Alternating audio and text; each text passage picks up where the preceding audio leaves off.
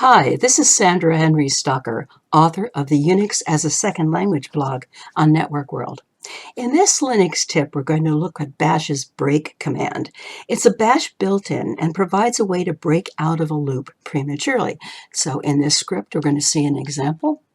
I call the script guess, and you can see at the top, we generate a random number using the shuff command, and it's going to be between 0 and 9. And we're going to allow the user 5 tries to guess that random number.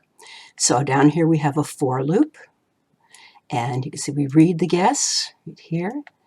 And if the guess is equal to the random number, we're going to say, you got it. And then we're going to run the break command. And what the break command does is it basically exits the loop. Even if we had many more times through it, given we were giving them 5 tries. If they get it the first try, they're done. So let's run the script like this, guess.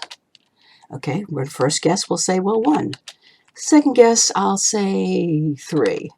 Third guess, I'll try 7. Oh, and it says you got it and exited the loop.